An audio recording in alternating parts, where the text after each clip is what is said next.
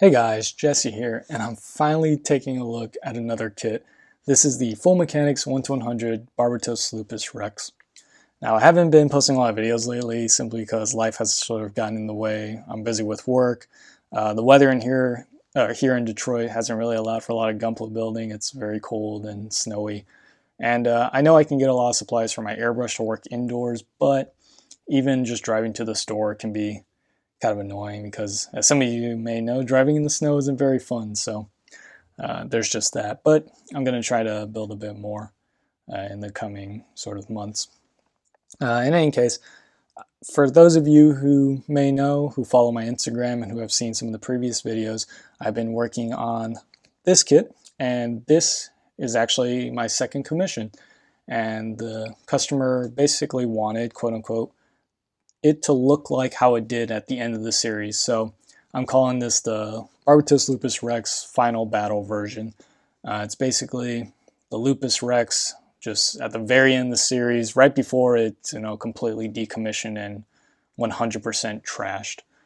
But just to be honest, this review is going to be less of a normal review of how I normally do things, and more of a what did I do to the kit, because I'm literally missing nearly half of the kit just because of the commission. But I'll try my best to review it as I normally would. So let's just go ahead and get it spinning, and I'll talk about the looks. So personally, the Barbatos Lupus Rex is my least favorite version of the Barbatos, and probably one of my least favorite designs in Gundam ever. But yeah, I don't know why everyone who's requested a commission from me always requests suits I really hate. But I guess that's just how the cookie crumbles or something. I don't know.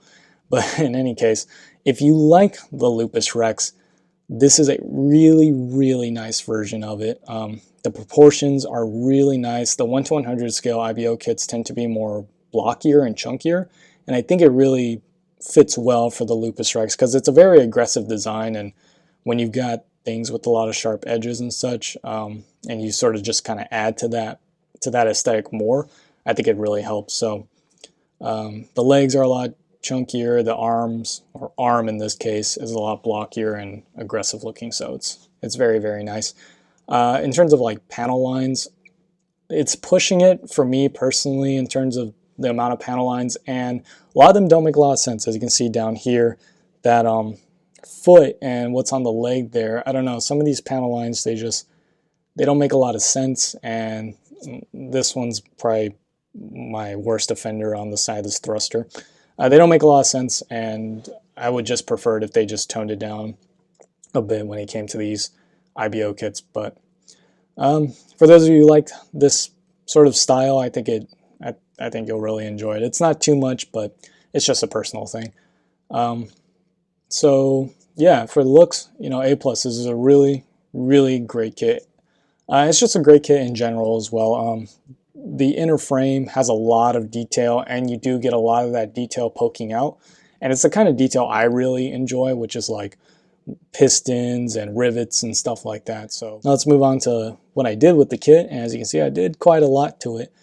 Being the final battle version, at the end, Mika basically gets the left side of the Gundam completely blown off, and him and Space Guts are fighting like an entire army, so their suits are getting completely destroyed.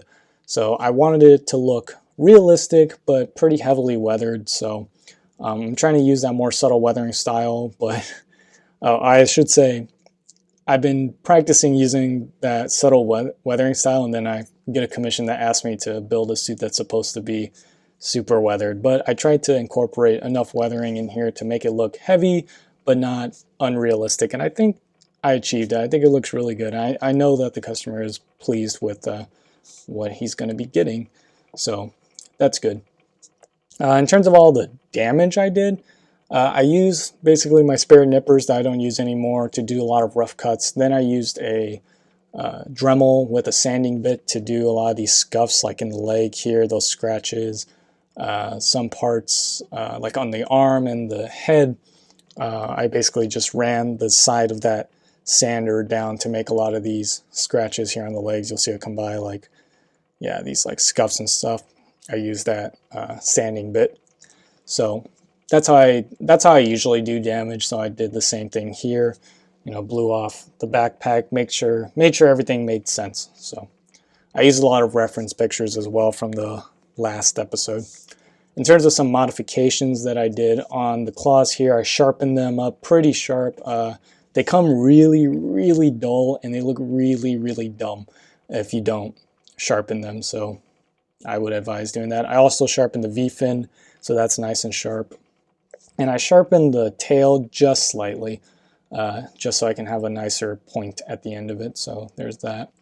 All the yellow on this has been repainted to a Tester's Inca Gold. It's a nice yellowish gold, because I think that bronzes gold is I don't know, it doesn't really fit the Barbatos too well.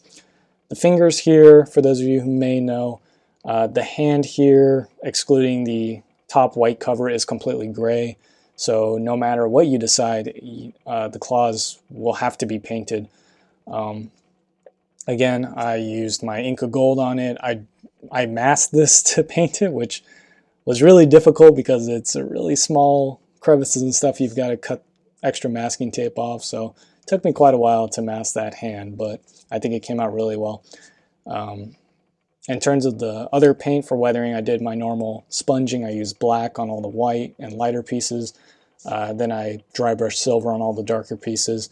And then I used Tamiya's weathering masters like soot, the black, to do a bit of shading. And then I used the orange rust. As you can see, there's a lot of like yellow and orange stains all over this thing. And basically just kind of ran it in random places because the final fight happens on Mars. And I wanted a lot of like orange dust and sand and stuff to get on the Gundam. It looks a little too much like rust and not really like dirt in my opinion, but I think it looks okay.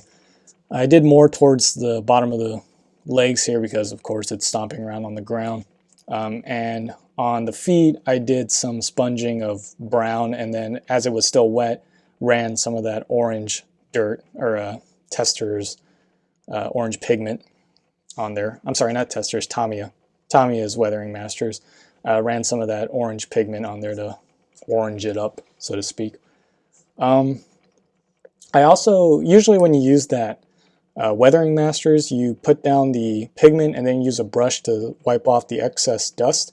In terms of the orange and the brown and the sand that I used, I didn't do that last step of brushing off the dust, so all over this kit there's a lot of like dust particles and dirt stuck in a lot of crevices and stuff. So it looks really nice and realistic once you get up close and take a look at it. And we'll do that in a second when we talk a little bit about articulation. But yeah, again, I'm really pleased with the way this came out in terms of the build and the paint, and I think it's something worth selling to the customer. So I know he's happy. I'm definitely happy with it. Oh, one last thing. On the claws here, I sponged a bit of red for it to be blood. I know it's like a kind of an edgy thing, right? But Mika basically crushes like 5 cockpits at the end of the series, so and he uses that hand, so I kind of want it to be a little unique and different from other Final Battle version builds. So yeah, that's what I did there. So moving on to the build itself, if you haven't built one of these 1-to-100 full mechanics, or not full, okay, let's take a second here to talk about that full mechanics BS. So I don't know what this full mechanics bullshit is, but it doesn't mean anything. I know Bandai wants to claim it's like some other line or grade or something. No, this is a no grade. The details and frame are exactly the same as the Barbatos, the original 1-to-100 Barbatos. There's some change pieces, but that's just because the Lupus Rex is a different design. This arm has some extra pieces to make it longer, and I think parts of the leg does as well. But yeah, this full mechanics tagline, title, whatever you want to call it, is BS. So it's not like a huge step better than the previous 1-to-100 IBO kits, but okay, we're done talking about that. Talking about the build. So for those of you who haven't built these 1-to-100 IBO kits, you build the frame first, like the entire frame, and then you slap on all the armor. And I really, really like that because it's, I don't know, it's just a lot of fun. Makes you feel like you're actually assembling a real mobile suit. I guess. And it gives you an idea of how the frame's going to work and move and everything. So I kind of wish master grades would do that, but yeah, pretty cool on this kit. Also, as you can see, I painted a lot of the details. So this piping here has been painted. There's some silver bits in there I painted. The frame lends itself really well to painting details because a lot of these pieces are separate. So up here in the arm, you can kind of see that gold and silver piston and that red piping there. Those two are separate pieces, so you can just paint the entire thing. Some of these pieces in the leg I painted. They're all separate pieces, so it's really easy just to stick them on a stick and paint the whole thing and just assemble it straight into the kit. So that's nice. The piping for the red, a lot of people like to paint them silver or gold. I decided to go with metallic red because, as I said earlier, the Barbatos is a really aggressive design, and I think just adding that red pushes it a little further. And I think it came out really nice. I think it fits really well with the Barbatos Lupus Rex. So all this piping has been painted metallic red. I actually used the metallic red Gundam marker. I know I speak out against Gundam markers a lot, but they do have their time and place. But I didn't just take the marker straight to it. I used a brush. So I poured out the ink in it and I used a brush to get that on there. As for the pistons and the different silver bits, I used a combination of like Tester's paints and some Gundam marker, but I don't know if I want to go into every single little thing I painted on there. The front of the knees and on the tail here, I used the metallic green Gundam marker, and I just basically did a wash in there and then sanded off the excess. Those are actually stickers. There's no stickers on my build, but here are the stickers that come with the kit. You get all these gold stickers, which are absolutely useless. They all go on the inner frame in places you will never ever see the inner frame, so I have no idea why Bandai did that. This gray sticker goes on the bottom of the chest, and I decided not to use it or paint it because I just personally think that detail doesn't look good, that bottom part of the chest being gray. I don't know, that's just a personal thing, I suppose. These two gray stickers go at the top of the legs where I've painted black. These 6 stickers all go on the backpack in like the vents and stuff, and I really don't think you need them because the backpack looks just fine if you just line it. So I didn't use those at all. So, but those are the stickers you get. And yeah, so the build was really fun. I will say that the softer plastic that they decided to use on this IBO line, I don't think it was a good idea, especially on the Lupus Rex, because I'm finding that the kit will quickly become very loose. Even just posing it for the spinning base shots, I found that the legs were getting kind of floppy. So my advice to the customer that I'm going to give him is to pick a pose and just leave it in that pose forever, because I top coated this kit and it's definitely helping with the stiffness of the joints, but I can see that this kit's going to become loose very quickly. The plastic for that inner frame was just, the softness is just too soft. And I'm finding, for whatever reason, with all the armor on it, that it's kind of difficult to pose, but, you know, to pose well. I don't know how to describe it. Like, it has all the articulations there, but just trying to get it into this pose where it looked decent was kind of strange. I don't know. I'm just not pleased with how far the arm out is and just the angles and stuff. It's just me. Maybe it's just me, but I almost forgot to mention the seam lines, and that's because there just aren't really that many on this kit. There's one on the head where these 2 white pieces connect together, and it's so unnoticeable that I think you can just neglect it and not even clean it up. There's one on the wrist here for this arm, or I guess for the arms if you had both. So that's really easy to clean up on the wrist here. And it technically actually extends up here to the upper part, but this kind of white block is part of another, of like one of the pieces. So when you click it in together up here, it just kind of covers that seam line. So that's pretty nice. The rest are pretty much found on the tail. And I'll bring it in closer to show you. These 2 white pieces click together, so there's a seam line that runs on the top and bottom.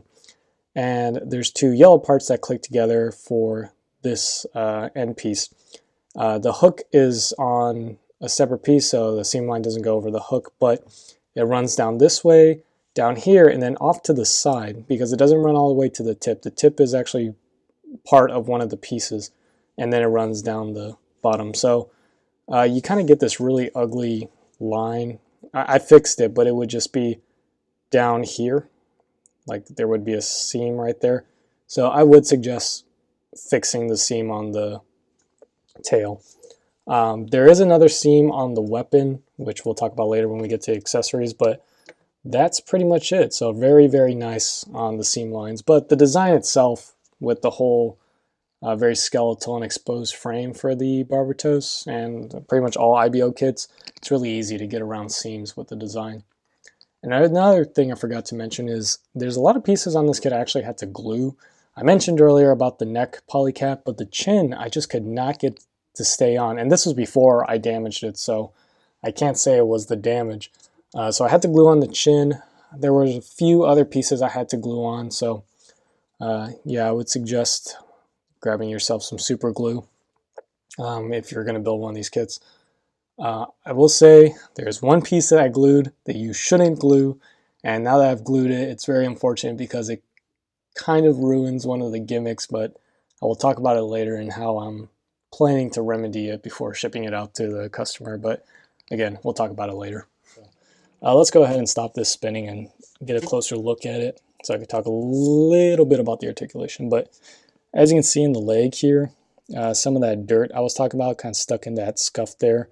That's sealed in with top coat, so that's not coming out, but that's the sort of dust effect I'm talking about that I was able to get on this kit. As you can see in the backpack here, I've got some of that orange dust in there, and it's all over the kit. It's really cool. One thing I forgot to mention, I did paint the eyes. The eyes on this kit aren't a sticker, they're a separate piece, and it's green, but I painted the left eye red and the right eye metallic green. I don't know, just to be different. I thought it would look cool. As you can see, more detail up in that neck. It's very, very cool. As for articulation, as you guys know, I don't spend a lot of time on this section, but the head here is on a ball joint, and I suggest gluing in the polycap in this neck joint, because otherwise when you pull the head off to do something, the polycap will always come out. So I would just glue that in the head. I cut the back of this collar piece so that it could look up higher, because otherwise the collar gets completely in the way and it can't look any higher than about that. So that's kind of disappointing. The chin also gets in the way. As you can see, that's the lowest it can look. That looks fine, but pointing it off to the side can be kind of cumbersome. The arm here is completely great. It can go wherever you want. This whole like chest section moves, and I find that a combination of this arm being in a ball joint and this like connector section being in a ball joint, you end up getting like this effect whenever you point the arm out, and that looks really, really bad. So just be sure to hold this part down with one hand and then use the other one to oppose the arm. This shoulder piece can move up and down, and I'm sure that this like blue piece can turn because it's on a hinge, but for whatever reason, once I assembled this, I could not move that at all. So maybe it's not supposed to move. The hand here is on a ball joint, but it barely moves. But I guess it's okay since it's a claw. So on this arm, you also have this sub-arm gimmick. You have it on both arms, but it's basically this little arm that comes out of the back of the Lupus Rex's arm. It can be used for the giant mace that this kit comes with, but you can't bend the wrist down to hold and use the sub-arm, and it's too weak to actually keep the mace up. So I really don't know what this arm is for. Just to be there, I guess, as a part of like detail. And I always find it hard to get it all clicked back into place. I don't know. It's kind of annoying.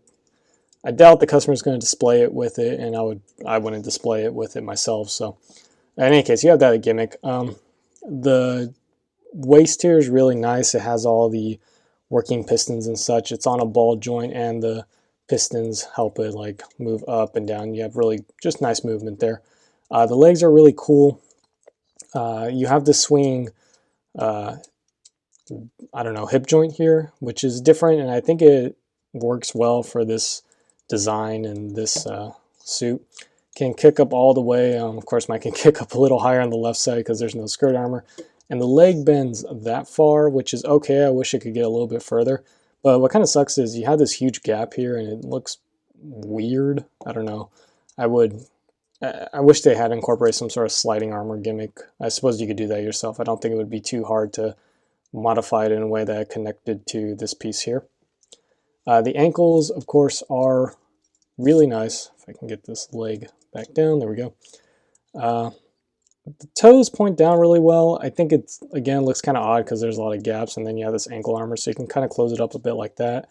But there's a nice ankle rock there, so you can see.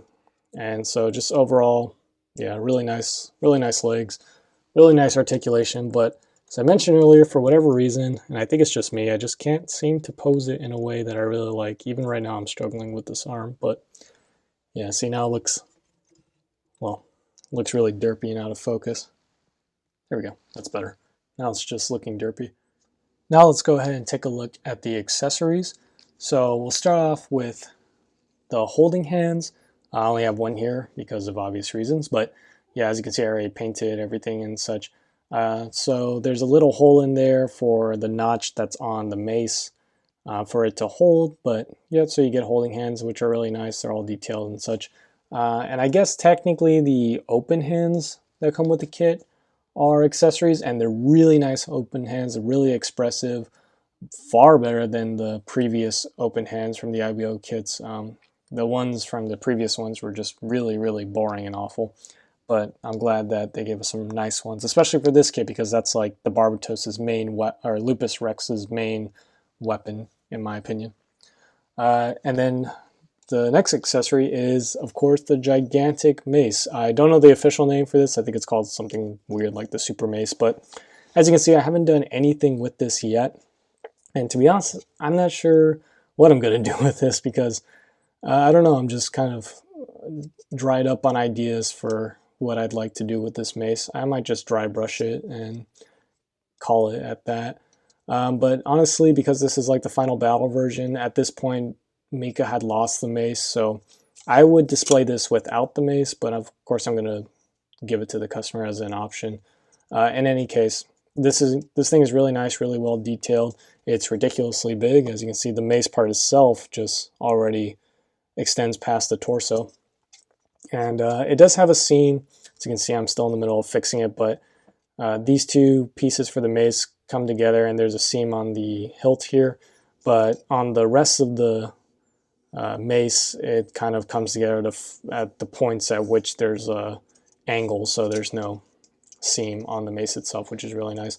The handle here can collapse, and that's to be stored on the back skirt.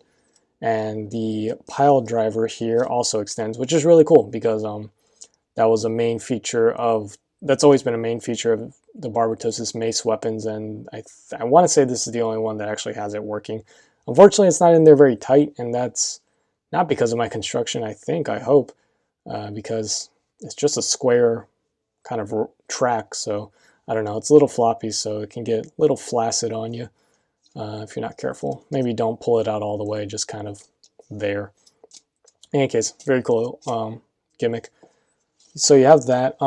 One thing I worry about this, because I haven't tried posing it with it yet, but this is a lot of plastic and it's quite heavy, and as you can see, just holding it by the end, it's bending.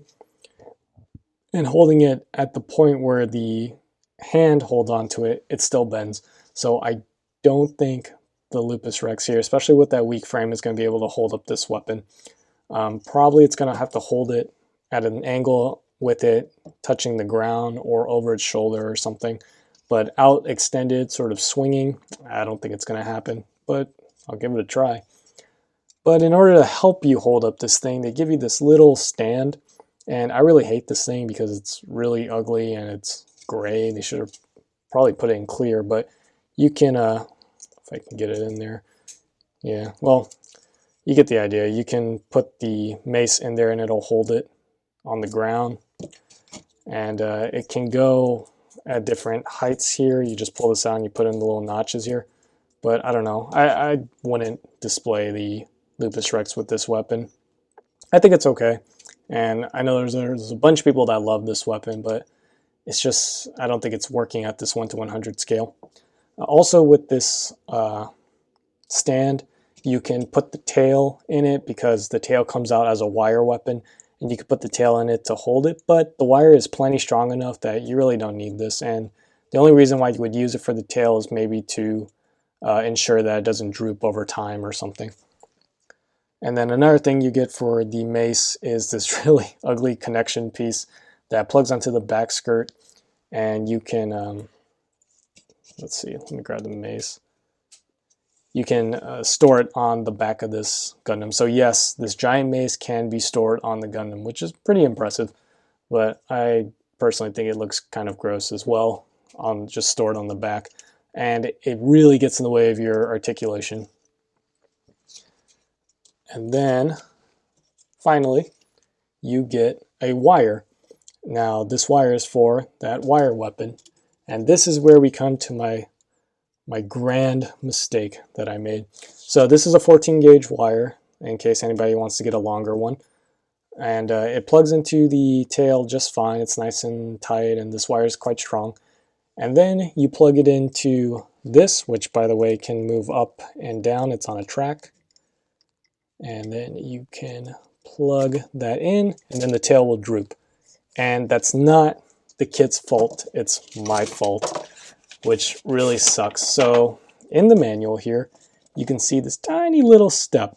You plug in the wire, it curls around, and that basically stops it from doing what just happened now. It stops it from rotating. And as you can see, this little piece here, you're supposed to pull it out and do this whole curving the wire over this little piece. Now, when I was assembling it, I found that this piece it was so loose and it came out so easily, and it was really starting to sort of bother me, and I thought to myself, oh, the customer's going to pull out the tail, and then this piece is going to come out with it, and that's just not good. Because that's what was happening to me. I would pull out the tail and this whole piece would come out with it.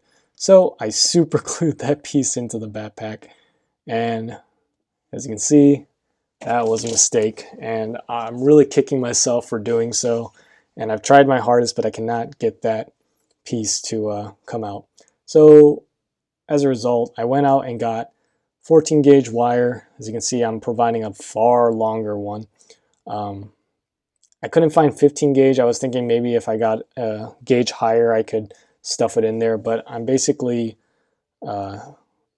thickening the wire here with some super glue, and it's working, but as you can see, it's getting kind of scratched up. So I'm still working on a solution for that, but see, it works with this tail, and the wire is far stronger. It's made with a different material on the inside, but you'll see now when I plug it in, if I can get it up, it's holding it. So my solution is working. I'm going to maybe work on it a little bit more, but at this point, yeah, I guess I don't want to be able, sorry, I'm just very upset. I don't want to deliver this to the customer without a gimmick that he can use. So again, I'm working on this solution, but yeah, don't super glue that piece into the backpack like I did. And because this was the, I don't know, like first run version, this kit actually does come with a stand. So it's this like pearlescent white action base. I don't know what Bandai is calling this thing. It only comes with the Fenice Renashita, the MG like wing build fighters kit, and this kit and the Bale. So I have no idea why they're not building this as a regular mass production action base, because this is a really, really nice base. You also get a couple of Tekkadan stickers here, which I don't know, maybe the customer will want to use that on something, but a lot of people are just sticking it straight onto this base, which isn't a bad idea.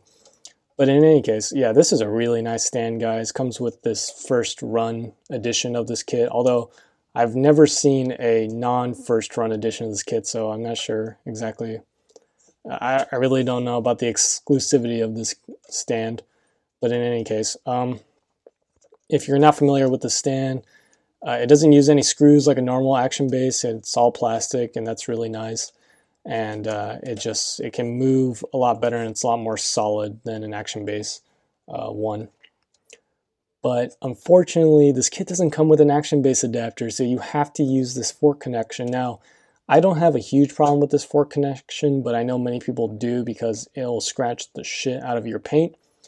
But I have a problem with it on this kit because of that swinging hip mechanic.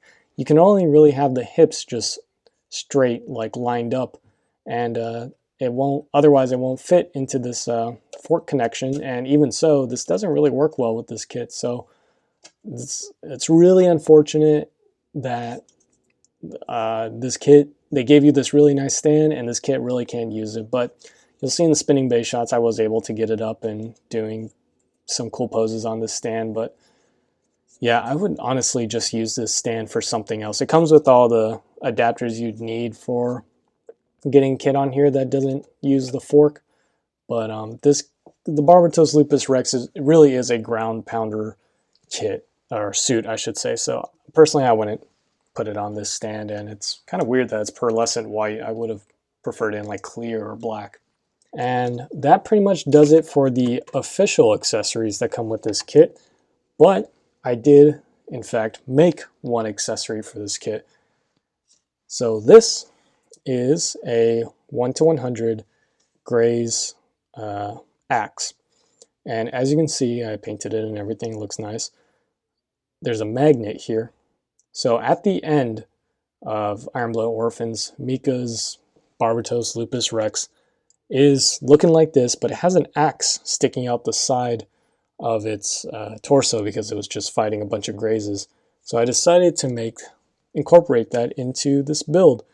And in the torso here, not sure if you can see it, there's a magnet in there. So all you got to do is open this up, grab your axe here. As you can see, I cut it quite a bit to fit around the joint. Shove it in there, and now you've got what the Barbatos really look like at the end of Iron Blood Orphans, with this axe sticking out and all its damage and everything, and its tail that isn't attached. Let me fix that. There we go. Yep. So I think that's pretty cool. Hopefully the customer really enjoys that accessory. But yeah, it was my first time using a magnet on a kit, actually. I mean, that's an incredibly simple thing to do. I just drilled out the space for it and glued it in there, and then just glued the magnet onto the axe. But yeah, it works out really well, and it's really easy to remove, and it fits around that joint nicely. So my final thoughts on this kit is that it's a really, really nice kit. If you love the Lupus Rex unlike me, you'll really enjoy this kit. I don't think you can go wrong picking this up. It's got a lot of nice details, a lot of great gimmicks, and just the inner frame is really fun to work on and paint. I had a lot of fun customizing this.